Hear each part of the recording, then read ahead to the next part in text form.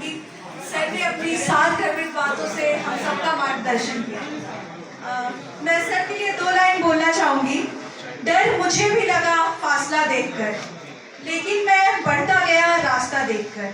खुद ब खुद करीब आती गई मेरी मंजिल मेरा हौसला देखकर।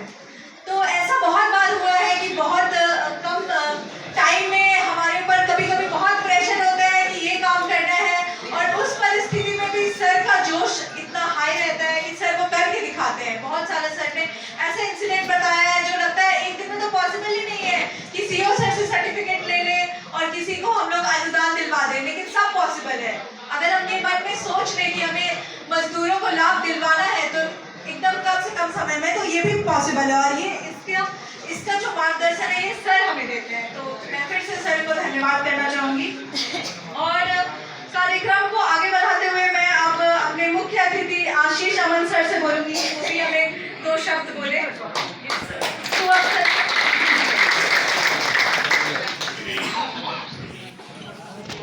बहुत बहुत धन्यवाद। सबसे पहले मैं हमारे राकेश सर को धन्यवाद करना चाहूँगा, क्योंकि सर के साथ मुझे मधुबनी में भी 3 साल काम करने का मौका मिला है और काफ़ी बेहतरीन कार्य रहता है सर का। मेरे ख्याल से सभी ये जानते होंगे कि चाहे मधुबनी हो या दरभंगा हो, टॉप 2 में हमेशा मधुबनी दरभंगा ही रहा है। तो सर की जो कार्यशैली रही है उसके लिए जोरदार एक बार तालियां हो जाए। अब आज सभी को सभी जो मजदूरगण हैं जो यहाँ इकट्ठा हुए हैं एवं जो यहाँ जितने भी पदाधिकारीगण हैं, सभी को सबसे पहले विश्वकर्मा पूजा आज है, हम सभी जानते हैं, तो इसकी शुभकामनाएं। साथ ही श्रम कल्याण दिवस भी आज मनाया जा रहा है, तो आप सभी श्रमिकों को इसकी शुभकामनाएं मैं देना चाहूँगा अपनी तरफ से।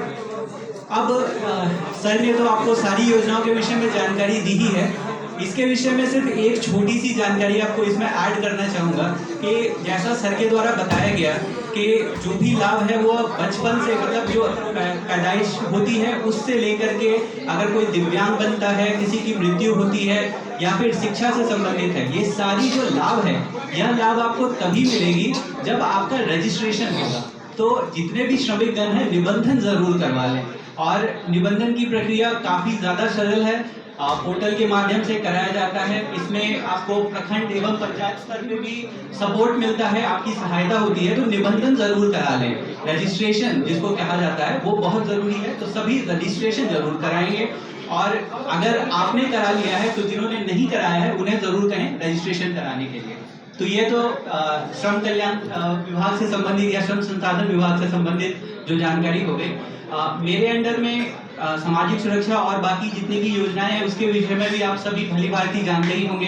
जैसा सर के द्वारा पेंशन के बारे में बताया गया है कि अभी ये 400 से बढ़ के 1100 हो गया है, तो जो भी वृद्धजन है उनको भी लाभ दिया जाता है। इसमें अब प्रति माह 1100 रुपये दिया जाता है।